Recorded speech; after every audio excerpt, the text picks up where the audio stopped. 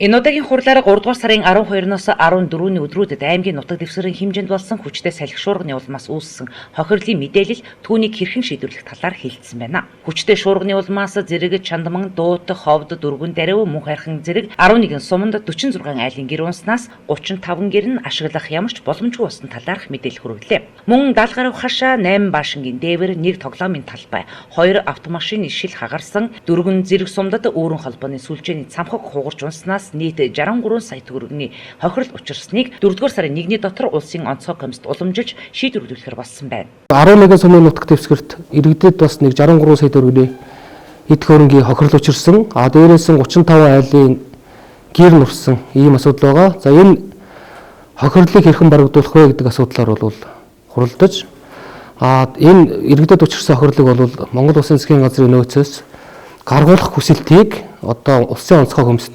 хөрвүүлэхээр бол нэгдүгээр шийдвэрлэж ажиллаа. Түүнчлэн шатхууны үн ханшид нэмэгдэж болзошгүй байгаа учраас шунхлаа ийм ол компаниуд бүгд найрамдах хятад ард улсаас шатхуун тээвэрлэн булган бомбоор оруулж ирэх хүсэлтэд улсын онцгой комиссд уламжилсан байна.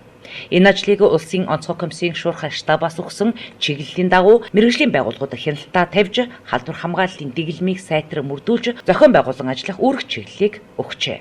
За 3 дугаарт бол газрын төсний бүтээгдэхүүний үн өсөж байгаатай холбогдуулаад булган бомбоор улсын онцгой комиссээс өгсөн чиглэлийн дагуу одоо шатхууныг импортлох асуудал түүний гарцын тал бол ярилцаж холбогдох холбогдох санал хүсэлтүүдийг бол хөргүүлэхээр эрх ухааны байгууллагад хөргүүлэхээр ийм шийдвэрүүдийг бол гаргалаа. Өнөөдрийн байдлаар гэрээ ажилтнанд бол нэг 233 иргэн байна. Яг өнөөдрийн байдлаар 11 цагийн байдлаар энэ тоо бол мэдээж маргааш зарим нь хасагдан зарим нь бол нэмэгдэх бах. Иргэдтэй хандаж хэлэхэд бол шалтгаангүйгээр одоо Зэрэгэлдээ аймагуд руу явах ямар нэгэн байдлаар одоо айлын юу ч гэдэг юм уу ямар нэгэн цугларалт богинорлийн үйл ажиллагаанд явах өөрөөр хэлбэл хүүхдийн даагч гэдэг юм уу найр урамч гэдэг юм уу иймд явах зэргээр одоо зарим нэгэн бол шалтгаангүйгээр зөрчих ийм хүсэлтүүдийг маш ихээр гаргаж байна. Яг үүндээ бол бид нэр одоо энэ удаагийн хуралдаанаар бол нөгөө богино ажил, хүнс тээвэр, шатхуун тээвэр гэсэн ийм үйл ажиллагаанууд бол өгнөө орж гарах хөдөлгөөнийг. За гадны аймаг ялангуяа халдвартай бүс нутгаас бол PCR шинжилгээ болон PCR шинжилгээний аппаратгүй ус завхан Говьалтай аймгаас бол төрөвчлсөн тестгүй ийм иргэдийг бол оруулахгүй гэдэг ийм шийдвэрүүд гаргасан. Энэ шийдвэр бол мөрдөөд ажиллана. Тэгээд бас иргэдэд дамжуулж хэлэхэд маска бол одоо тогтмол зөөж аль болох одоо гэр орондоо иргэдийг шалтгаангүй одоо иргэдийг цуглуулахгүй байх.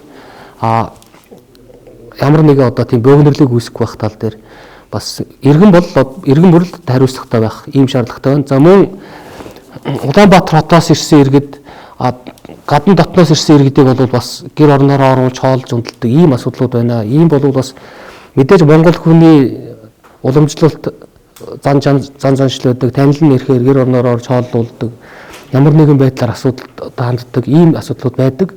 Гэтэл энийг бол бас тодорхой хэмжээнд одоо төвчээчээл гэдэг ийм одоо зөвлөмжийг өгмөр байна да. COVID-19-ийн халдвар Улаанбаатар хотод голомтлон гарсаар байгаас гадна 11 аймагт халдвар бүтгэгдсэн.